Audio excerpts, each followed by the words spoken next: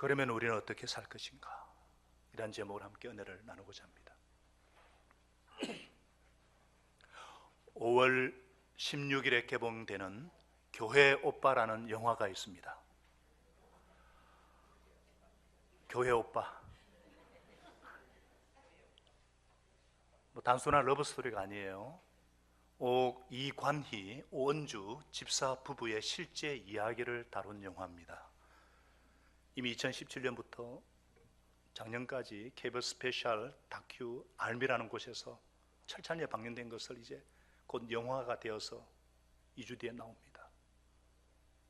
여러분, 청년 오은주는 교회 오빠와 사랑에 빠져 결혼을 해요.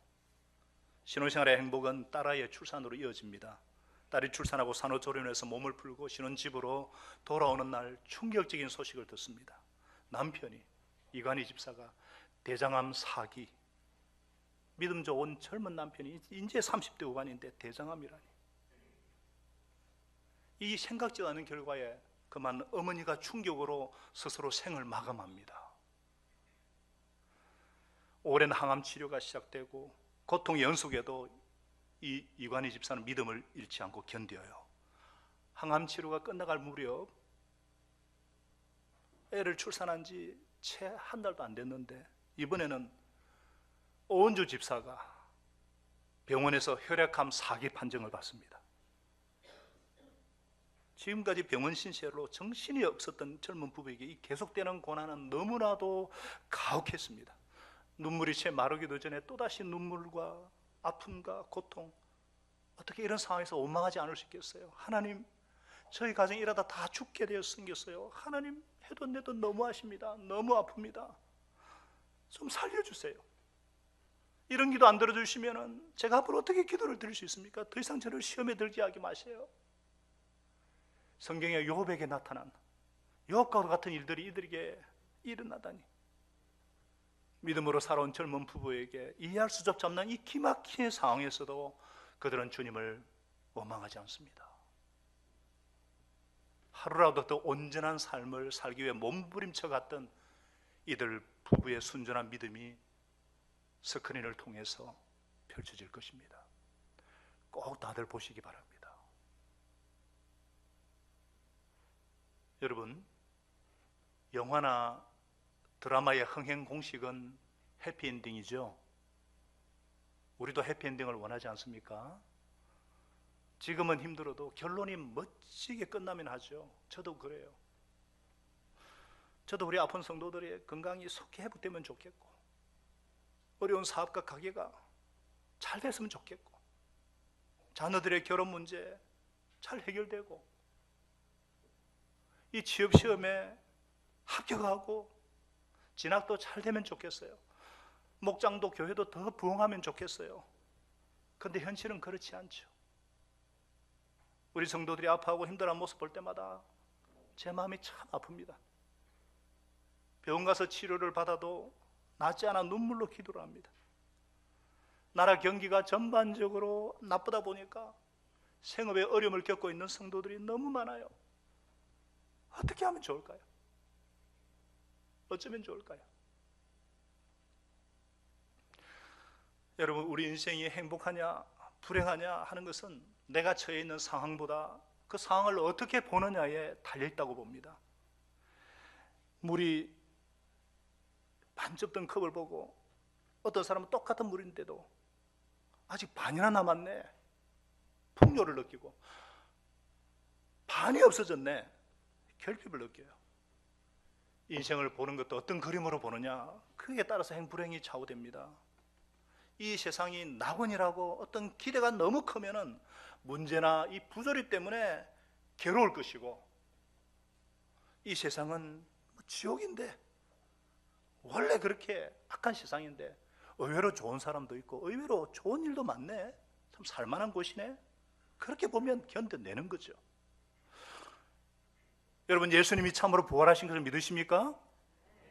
예수님이 참으로 부활하셨다면 우리는 어떤 상황에도 기뻐할 수 있고 예배 드릴 수 있고 정인된 삶을 살 수 있음을 믿습니다.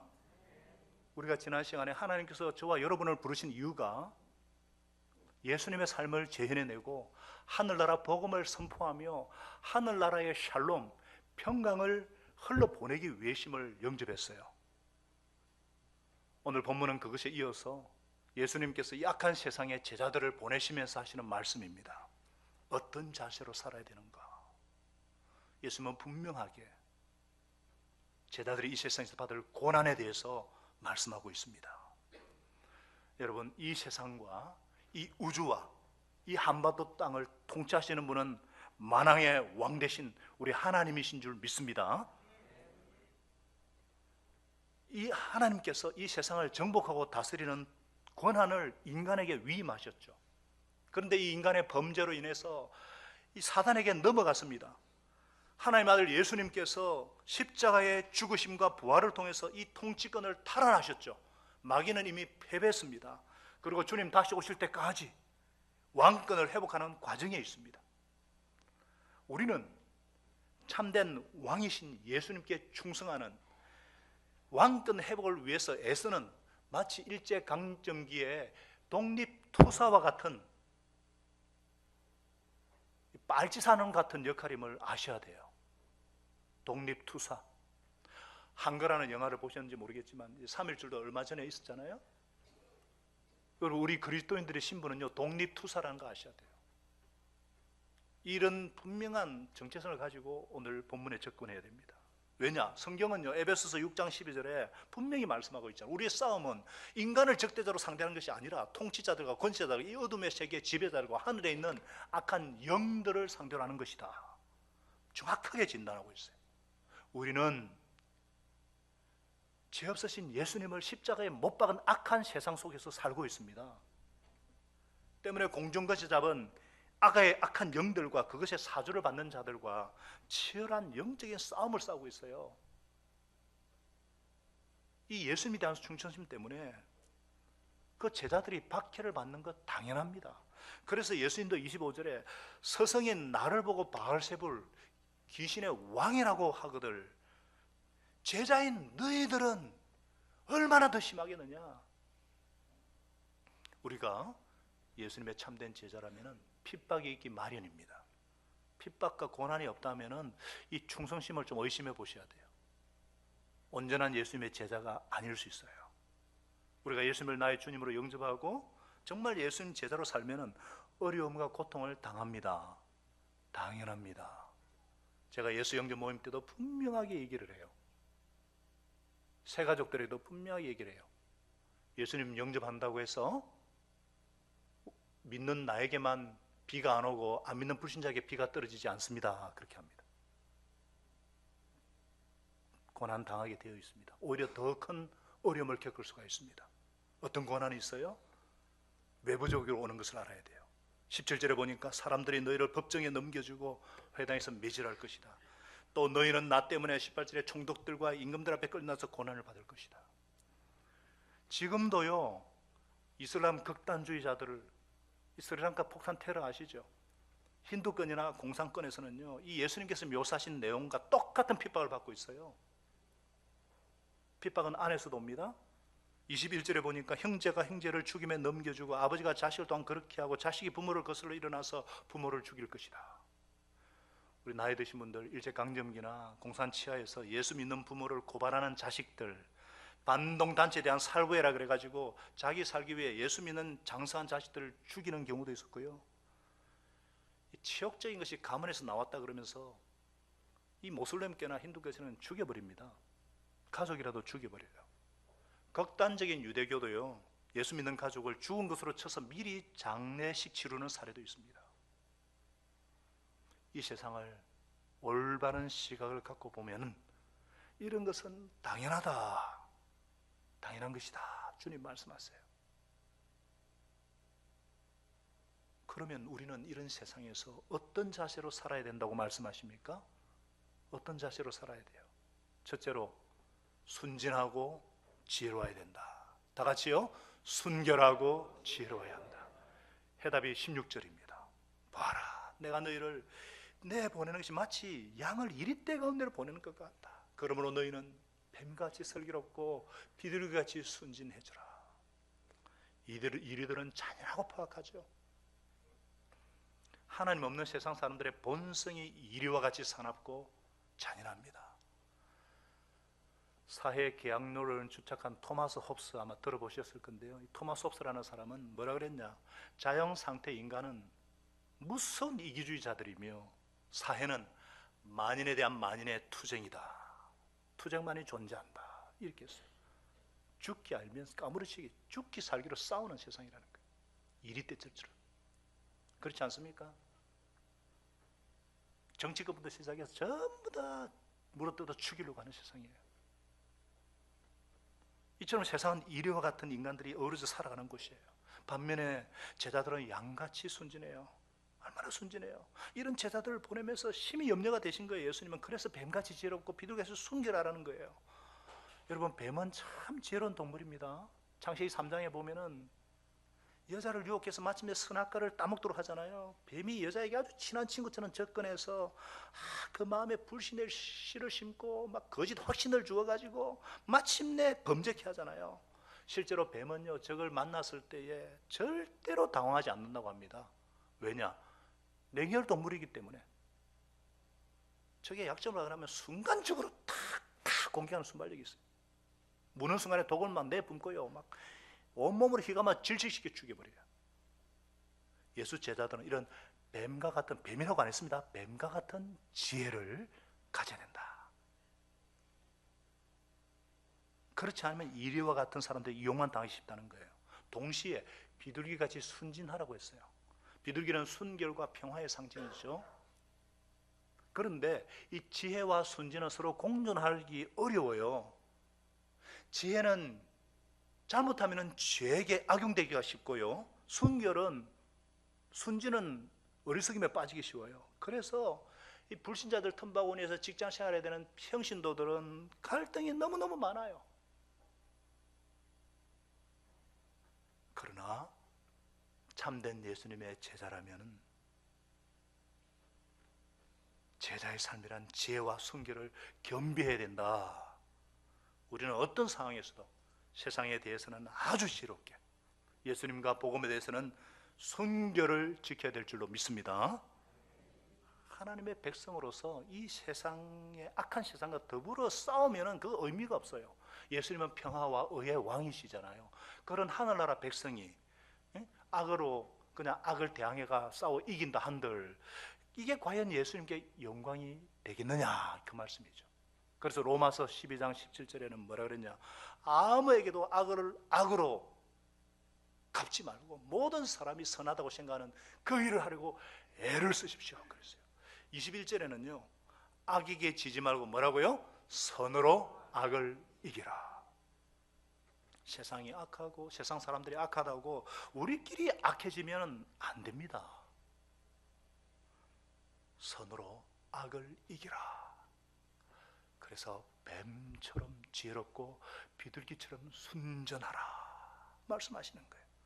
그래서 우리는 사람을 보는 눈이 있어야 돼요. 그 동기를 꿰뚫어 보는 통찰력, 이 통찰력이 필요합니다. 우리가 마음을 비우고 간절히 기도하면 성령님이 계시기 때문에 하나님께서 지혜를 주셔요. 바른 분별력과 통찰력을 주셔요.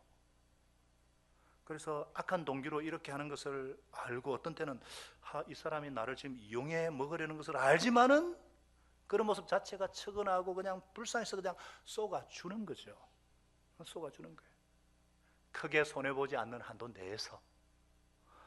저도 그럴 경우가 많아요. 교회 있다 보면은 막 어떤 분이 좀 와가지고 내 방에 문을 놓고 해가지고 제가 대구에서 왔는데 버스 표가 없어가지고 좀 도와주십시오. 그러면 제가 불쌍해서 줘요. 알죠? 나중에 사기당했다는 거. 그런데 쏘아주는 것은 상관없는데 진짜 쏘는 것은 문제죠.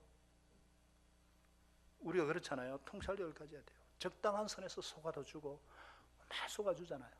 그리고 이기는 것이 지는 것인 거 믿으시기 바랍니다.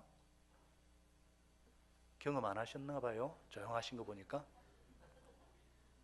예수 제자들은 약한 것 같으나 강한 자고 없는 것 같으나 모든 것을 가진 자들이고 지는 것 같으나 이기는 자들인 줄로 믿습니다. 뱀 같은 지혜와 비둘기 같은 순결함으로, 이것이 악한 세상을 이기는 제자의 태도라고 주님이 말씀하세요. 또 우리는 어떻게 살아야 되는가? 핍박과 고난을 끝까지 견뎌야 된다. 다 같이요. 핍박을 끝까지 견뎌야 된다. 고난을 끝까지 견뎌야 된다. 22절에 주님이 말씀하십니다. 너희는 내 이름 때문에 모든 사람에서 미움을 받을 것이다. 그러나 끝까지 견디는 자는, 끝까지 견디는 자는 온전한 인내를 이루어야 된다는 거예요. 그런 사람은 뭐 한다? 구원을 얻을 것이다. 최후 승리한다는 거예요. 예수님은 요한복음 15장 19절에서도 제자들이 너희가 세상에 속하지 않고 예수님께 속했기 때문에 세상으로부터 미움을 받는다고 말씀하셨어요. 디모데후서 3장 12절에 그리고 예수 안에서 무릇 경건하게 살고 하는 사람은 모두 박해를 받을 것입니다. 말씀하고 있어요. 하나님께 속한 세상을 사탄이 탈취했기 때문에 이 악한 세상 사람들 속에서 예수 믿는 자들, 제자들은 핍박받는 것 당연합니다. 이상하게 여기지 말라는 거예요. 당연하게 여기시고, 문제는 끝까지 견디는 것이 중요합니다. 어떻게 해요? 끝까지. 따라하겠습니다. 끝까지. 마지막까지 견디셔야 돼요. 잘 견디시다가 결정적인 순간에 견디지 못하는 분들 많이 봤습니다. 끝까지 견디셔야 돼요. 이 말을 듣고 제자들이요, 내가 어떻게 끝까지 인내할 수 있을까? 어떻게 그럴까? 아마 제자들도 예수 말씀 들으면서 느꼈을 거예요. 그러니까 19절에 뭐라 그랬어요? 예수님께서 말하는 이는 너희가 아니다. 20절에 그랬잖아요. 말하는 이는 너희가 아니라 무슨 말을 해야 되지? 걱정하지 마라. 말하는 일은 20절에 너희가 아니라 너희 안에서 말씀하신 하나님의 영이시다. 예수님은 걱정하지 말라는 거예요. 닥치면은 성령께서 도와주신다는 거예요. 특별히 말에 관한 부분들, 그죠? 하나님이 할 말을 주신다는 것입니다. 우리 지난주에도 우리 세연자매가 세례 소감을 막 간증을 하고 그랬는데, 어떤 분은 간증하라 그러면은 뭐 남한테 안 써봐가지고요, 좀 말도 못하고 좀 못해요 막 빼는 분이 있어요. 소감 좀 간증 좀 나라는데 지 자랑하라 말이 아니고 하나님 하신 일을 드러내라 그러는데 못한다고 막 빼는데, 근데 막상 하나님 하니까 어때요? 자기가 봐도 곧잘 했잖아요. 은혜 받은 사람도 있다 그러잖아요. 간증부터 할 때 빼지 마시기 바랍니다. 할렐루야. 성령께서 도와주시기에 너무 신기하잖아요. 닥치면은 하나님께서 할 말을 주시는 거예요. 우리가 전도 대상자에게, VIP에게, 혹은 인터뷰할 때, 혹은 상담, 이것도 마찬가지예요. 뭐 훈련 받은 것도 아니고 상담 기술을 배운 것도 아닌데 내가 무슨 위로를 하지? 염려하지 마시라는 거예요. 내가 오해와 어려움 당할 때 무슨 말 하지? 염려하지 마시라는 거예요. 주님이 도와주신다는 거예요. 우선 상담이나 이런 거 우선 들으시면 돼요. 들으시면 돼요. 다 들으시고, 잘 들으시고 끝에 가서 그렇군요, 그러면 다 땡 해결되는 거예요. 할 말을 주셔요. 그렇기 때문에 미리 두려워할 필요가 없습니다. 말을 잘하고 못하고 상관이 없어요. 그렇다고 뭐 아무 준비 없이 하라는 말이 아닙니다. 저도 주님 저를 스피커로 사용해 주셔서 할 말을 주세요. 간절히 두리고 떨림으로 씁니다. 제가 우리 장로님들, 간수기 집사님들의 특별한 기도를 받고 단에 올라왔을 때 주님 제 손 잡고 올라가 주세요. 그렇게 씁니다. 그러나 제가 말씀을 준비할 때는 최선을 다해 준비합니다. 마치 설교를 준비할 때 하나님이 안 계시고 모든 것이 나에게 달린 것처럼 준비하고요, 서서 설교할 때는 준비를 하나도 안 한 것처럼 하나님만 의지하고 주님이 말씀해 주시라고. 그렇기 때문에 간증할 기회가 주어지면 간증하시고 순종하시고, 전도할 기회가 있으면 담대히 선포하시고, 상담할 기회가 있으면 듣고 예수님 이름으로 잘 조언하시기를 바랍니다. 내 안에서는 그런 능력이 없고, 내 안에서는 그런 지혜도 없고, 내 안에는 그런 사랑이 나올 수 없지만 내 안에 계신 성령님, 내 안에 계신 그리스도, 그분의 영이 나를 통해서 사랑을 나타내시고 인내를 나타내시고 지혜를 나타내시고 사랑을 나타내시기 때문에 정언의 기회로 삼으신다는 거 믿으시고 미리 염려하지 마시기 바랍니다. 또한 비난이나 오해를 받을 때 겁낼 필요가 없습니다. 왜냐? 26절 하반절에 보니까 하나님께서 언젠가는 숨긴 것이라도 다 알려지고 시시비비 다 가려주실 것이기 때문이라는 거예요. 언젠가는 악한 자 벌하시고 억울한 사람 억울함 풀어주시고 공의로 심판하시는 공의로운 심판자시기 때문에 사람을 두려워하지 말라는 거예요. 그러므로 너희는 그들을 두려워하지 말아라 그래요. 비난받고 오해받는 거 두려워하지 마시기 바랍니다. 특별히 주님의 일을 하면서 비난받고 오해받는 거 그거 염려하지 마세요. 비난받고 오해받는 것이 힘들고 거기 힘들어서 그러면 그렇게 하지 않을 확실한 길이 뭐가 있어요? 실패하지 않는 확실한 길이 뭐예요? 아무것도 안 하는 거예요. 아무것도 안 하면은 아무 일도 안 일어나는 거예요. 비난과 오해가 싫다고 아무것도 안 해봐요. 하나님이 그런 사람 쓰시겠어요? 싸워야 될 때 싸워야죠. 맨날 몸살이고 맨날 그래가지고 어떻게 해요? 복음은 능력입니다. 복음은 진리입니다. 예수 이름은 권세와 능력이 있습니다.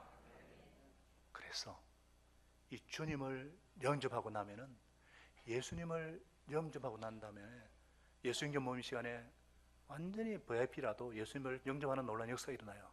그러면 돌아가면서 감사 기도 한마디 하라 그러거든요. 그러면 처음 기도하는 분들인데 막 기도하다가 막 부모님을 위해서 기도하고 막 가족들을 위해서 기도하는 거예요. 왜 그렇습니까? 나는 예수 믿어서 좋은데, 나는 하나님의 자녀가 돼서 너무 좋은데, 우리 부모님은 예수 안 믿으면 죄인이니까 지옥 가잖아요. 그래서 기도하는 거잖아요. 여러분, 부모는 자녀들이 약하게 되어 있어요. 비난이 두렵고 막 그게 두려워서 아무 말 하지 않는다면 부모님들 지옥 가는 거 보고 있을 거예요. 그래서 27절에 예수님이 뭐라 그랬어요? 내게 들은 것을 너희는 지붕 위에서 힘차게 외쳐라. 그것이 바로 예수 제자의 삶, 예수 정인의 삶이어야 안 된다 말씀하는 거예요.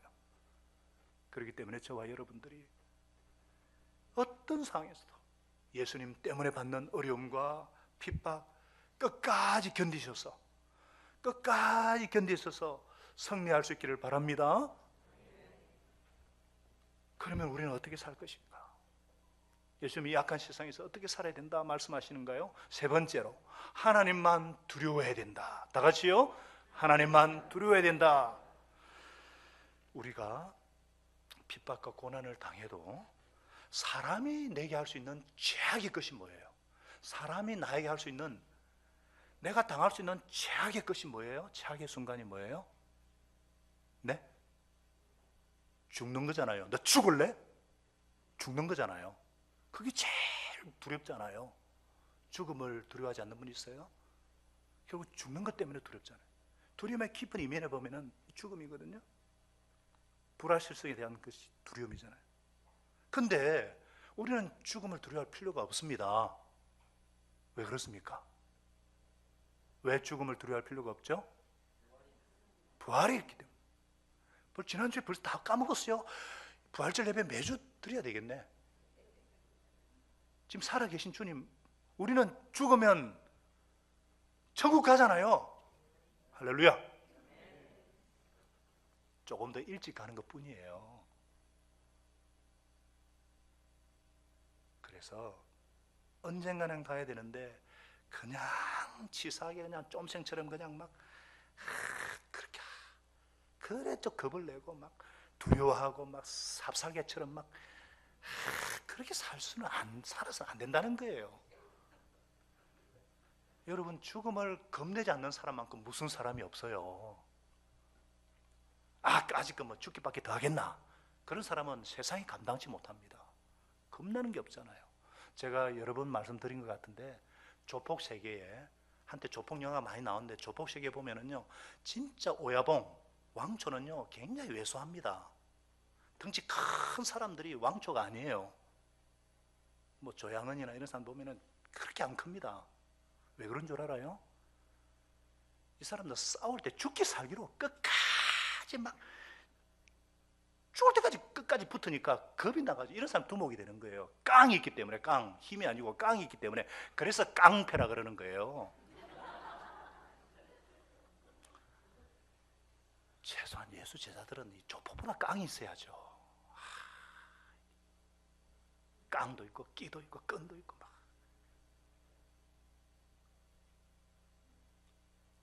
제가 좀 깡이 있어 보입니까?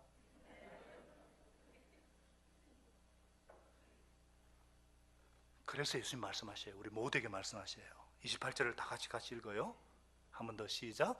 그리고 몸은 죽일지라도 영혼은 죽이지 못하는 일을 두려워하지 말고 영혼도 몸도 둘 다 지옥에 던져서 멸망시킬 수 있는 그분을 두려워하여라. 하나님만 두려워하라는 거예요. 사람을 두려워하지 말고. 하나님은 저와 여러분을 지옥에 던져 넣을 수 있는 권세 있는 분이십니다. 죽음 이후의 운명까지도 지고 계신 분이라는 거예요. 하나님은 죽음 이후에 천국이냐 지옥이냐까지 판가름하는 최후의 심판주가 되십니다. 저와 여러분이 마땅히 두려워야 할 분은 하나님 한 분뿐인 줄로 믿습니다. 이 하나님만 두려워하라는 것은 이 하나님만이 내 생명의 여탈권을 쥐고 계시고 죽음 이후의 운명까지도 주관하시는 분이심을 인정하는 겁니다. 이 하나님을 두려워할 때에 사람에 대한 두려움을 이길 수가 있습니다.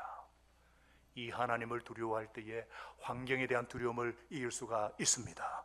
이 하나님을 두려워할 때에 상황에 대한 두려움을 몰아낼 수 있습니다. 이 하나님을 두려워할 때에 내면에 일어나는 어떤 두려움, 마귀가 심는 두려움도 극복할 수 있습니다. 그래서 시편 기자는 시편 118편에 6절에 이렇게 말씀했잖아요. 여호와는 내 편이시라. 내가 두려워하지 아니하리니 사람이 내게 어찌하리요.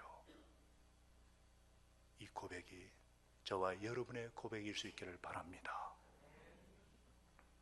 하나님은 죽음 이후의 운명뿐만 아니라 이 세상에서의 삶도 주관하시는 내 삶의 주인이십니다. 29절에 보니까 참새 2마리가 한 양에 팔린다 그랬어요. 한 양은 그 당시 화폐 단위 한 아시리온이라 그러는데 아사리온인데 가장 작은 화폐예요. 동전. 2냥이면은요 참새 4마리에다가 1마리 덤으로 더 준다는 거예요. 이렇게 하찮은 미물까지도 하나님이 다 기억하고 계시는데 하물며 하나님의 형상대로 지음받은 너희들, 특별히 예수님의 피값으로 사신받은 구원받은 여러분들이야 얼마나 더 귀하겠느냐 이 말씀이에요. 하나님은 저와 여러분의 머리털까지도 다 세실 만큼 섬세하게 보호하고 계십니다. 이게 무슨 말이냐? 보통 성인의 머리털은 15만 내지 20만 개예요. 수치 많은 사람은 한 20만 개 정도고요. 조금 좀 그런 사람은 15만 개, 저처럼 한 10만 개쯤 되겠죠? 근데요, 매일 성인, 건강한 성인은 50개씩 빠집니다. 그러니까 정확한 숫자를 셀 수 있어요, 없어요? 못 셉니다. 근데 머리털 하나라도 정확하게 매일매일 세고 계시는 분이 하나님이시라는 거예요. 우리 예수님께서 없는 말 하시겠어요? 믿으십니까? 마찬가지로 하나님께서 당신의 자녀들을 눈동자같이 지키시고 보호하신다는 거예요. 이 하나님에 대한 신뢰, 이 하나님의 사랑에 대한 신뢰가 너무너무 중요합니다. 이걸 경외심이라 그래요. 따라해 볼까요? 경외심. 두려움으로, 사랑함으로, 두려움으로 하나님을 경외하는, 하나님만 두려워하는, 그냥 무서워하는 게 아니라 사랑하기 때문에 경외하는 이 경외심이 모든 지혜와 지식의 근본이라 그랬습니다. 진정한 신뢰는 두려움을 이깁니다. 여러분, 실체가 없는 막연한 이 불확실성에서 두려움이 생기는 거예요. 내일 일을 모르니까 두려운 거예요. 신뢰가 없으니까 불안한 거예요. 그러나 하나님에 대한 신뢰는 두려움을 몰아냅니다. 우리 부모와 아주 기본 신뢰가 잘 되어 있는 아이는요 정말 건강하거든요. 근데 안 되어 있는 아이들 한번 보세요. 굉장히 주의가 산만해요. 불안해요. 집중하지 못해요. 피해의식이 시달립니다. 조금만 어려워도 남 탓합니다. 환경을 탓하고 패배적인 삶을 살아요. 근데 부모와 아주 깊은 신뢰가 되어 있는 아주 자아가 건강한 아이들 보세요. 두려움이 없어요.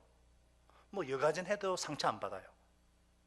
사랑하는 아버지가 운전하는 차를 탄 이 아이는요 아버지의 운전 솜씨를 믿기 때문에 그냥 퍼질러 잡니다. 절대로 두려워하지 않아요. 어떤 어려움도 뚫고 나갑니다. 마찬가지예요. 인격적인 하나님에 대한 사랑, 내가 하나님의 사랑받는 아들이고 내가 하나님만의 사랑받는 딸이라는 것을 확신하는 사람은요, 어떤 가운데서도, 어떤 고난데서도 흔들리지 않아요. 여러분과 제가 믿는 하나님은 어떤 분이십니까? 자기 아들도 아끼지 않고 내어주신 분이잖아요. 눈동자같이 지키시고 보호하시는 분이잖아요. 머리털까지 세시는 분이잖아요. 지금도 살아계신 하나님이시잖아요. 할렐루야. 로마서 8장 32절은 그래서 말씀하십니다. 자기 아들을 아끼지 아니하시고 우리 모두를 위해 내어주시니가 어찌 그 아들과 함께 모든 것을 우리에게 선물로 주지 않으시겠습니까? 제가 서론에 말씀드린 이관희 온주 부부는요, 감당할 수 없는 고난의 속에서도 하나님을 원망하지 않아요. 무슨 일이 그들에게 일어났을까? 삶과 죽음의 경계에 서 있는 그들에게 그들이 무엇을 바라봤을까? 살아계신 주님을 본 것입니다. 살아계신 주님을 느끼고 살아계신 고통 중에도 함께 호흡하고 계신 하나님을 신뢰한 거예요. 죽음에서 다시 사신 예수님, 부활하신 주님이시기 때문에 죽어도 다시 살 것을 확신하는 순간 그는 이렇게 고백합니다. 나는 죽고 내 안에 오직 예수님만 사는 삶이 되게 하여 주시옵소서. 이 고백이 있을 날부터 이관희 집사에 주님께서 일하기 시작해요. 사랑하는 어머니의 죽음 앞에서 비교할 수 없는 깊이로 함께 등하시고 함께 가슴 찢고 계시는 이 주님을 느끼면서 어머니를 품에 안고 눈물 짓고 계시는 주님의 모습이 그려져요. 그래서 그는 묵상수첩에 이렇게 적습니다. 내가 내린 결론은 하나다. 하나님은 사랑이다. 세상 사람들 눈에는 이상할지 모르지만 벼랑 끝에 서 있는 나를 두 팔 벌려 안고 계시는 아버지의 사랑, 하나님의 신실하심을 바라보니까 두려움이 아닌 오직 하나님만이 주시는 참된 평안과 위로를 볼 수 있다. 내가 바라볼 것은 절망의 현실이 아니라 위기의 순간 내 손을 잡아주시고 힘을 내라고 격려하시는 하나님의 사랑과 은혜다. 주님만 바라보고 한 걸음 한 걸음 나아가 보자. 그러던 중에 KBS PD로부터 제의가 들어옵니다. KBS 스페셜에 알미라는 촬영을 좀 하자. 고민을 해요. 질병과의 싸움, 고난을 보면서 세상 사람들이 예수 믿으면 뭐 하겠어? 조롱하면 어쩌지? 하나님의 영광 칼이잖아. 그런데 암으로 고통받는 한들에게 마음의 위로를 줄 수 있다면 괜찮겠다. 그래서 그 두 병기를 촬영을 해요. 잠시 촬영한 것이 이제 영화로 나올 건데요. 잠시 예고편 1분짜리니까 잠깐 한번 볼게요. 그분은 어떤 분인가 한번 비춰줘봐요. 불어. 아빠 생일 축하해. 세게. 처음에 안 믿었죠. 웬 저까지 아닐 수가 있겠습니까? 지금 애 태어난 지 한 달도 안 됐는데. 암 자체는 축복은 아니지만 우리가 질병을 만나서 우리의 삶이 이렇게 이어지고 있다는 게 얼마나 큰 기적이고 하나님의 은혜인지 깨달았잖아요. 목소가 찼다, 제발이다 라는 얘기를 들었을 때 이제 정말 남편을 보내줘야 될 때가 온 건가? 그런 생각도 들고 제가 할 수 있는 건 주님께 매달려 기도하는 것뿐이었습니다. 주님, 제가 너무 아픕니다.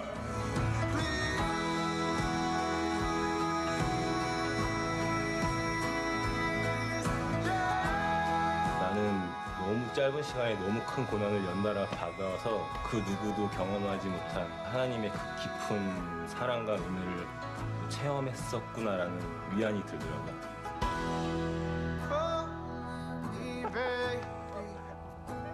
쫄지 마세요. 저의 간증들이 영원하신 주님의 사랑으로 기억되기를 간절히 바랍니다.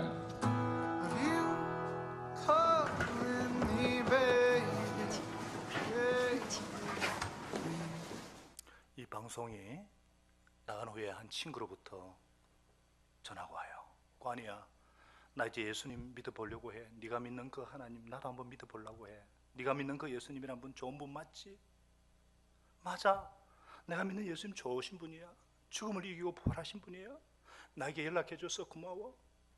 그리고 기도를 해요. 주님 감사합니다. 내 평생 소원 중 하나가 내 삶을 통해 한 영혼이라도 돌아온다면 좋겠다고 생각했는데 내 아픔과 고난을 통해서도 열매를 맺게 하셨군요. 그리고는 다큐 영화로 제작하자는 PD에게 이간희 집사가 울면서 말해요. 주님은 세상에 공헌하면서 눈부신 삶을 사는 사람을 증거로 삼기도 하지만 저처럼 고통 속에서 주님을 놓지 않으려는 사람도 증거로 삼네요. 그렇게 마지막 촬영을 하고 딱 열흘 만에 이간희는 하나님의 부르심을 받습니다. 교회 오빠 이간희는 40세의 나이로 작년 9월 16일 새벽에 하나님 아버지 품으로 돌아갔습니다. 부름받기 전에 그는 이렇게 고백을 해요. 우리 예수님이 2000년 전 사망 권세를 이기고 부활하심을 믿습니다. 지금 나에게도 부활을 믿게 하시고 부활을 누리게 하셔서 감사합니다. 주님은 부활이요 생명이기 때문에 주님을 믿는 자는 죽어도 살고 살아서 주를 믿는 자는 영원히 죽지 아니함을 내가 믿습니다. 주님, 병약한 아내와 딸이 가족들이 부활의 소망을 가지고 살게 하시고 주님 나라에서 다시 만나게 하여 주옵소서. 사랑하는 여러분, 우리는 그러면 어떻게 살아야 되겠어요?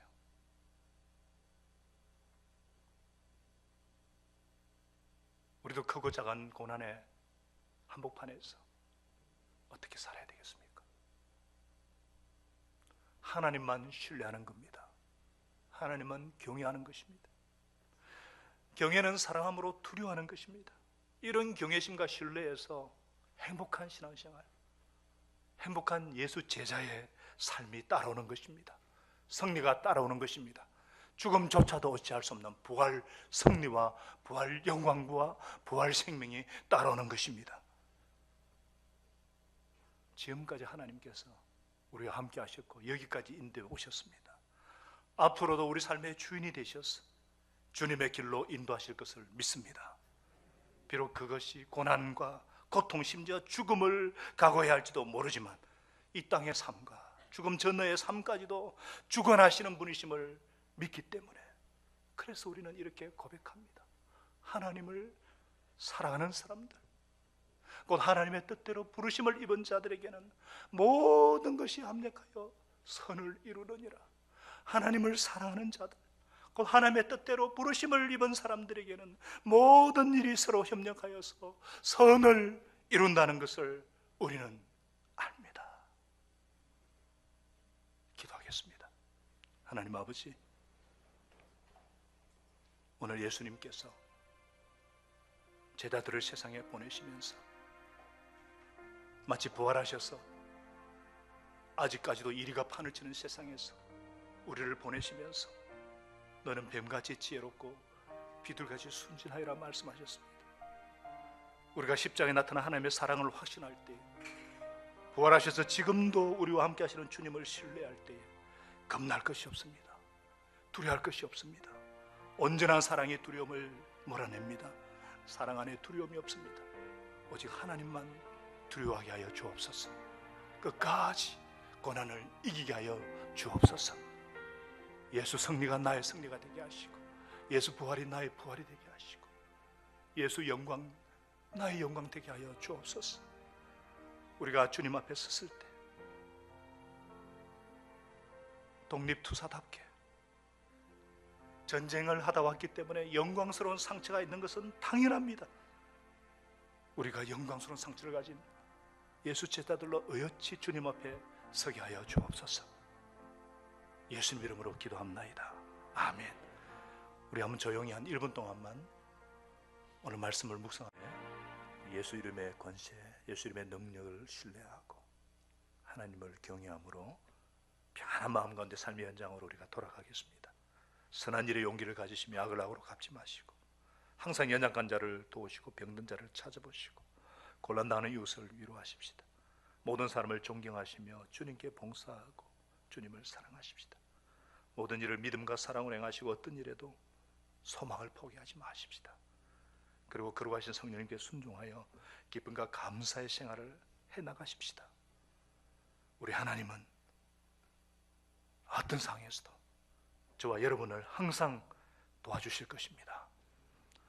이제는 나를 위해 죽으시고 부활하셔서 하늘 땅의 모든 권세를 가지시고 지금도 하나님 보좌 우편에서 나를 위해 중보하시는 예수 그리스도의 놀라우신 은혜와 자기 아들조차도 아끼지 않아 내어주신 하나님께서 그 모든 것을 주시지 않겠느냐?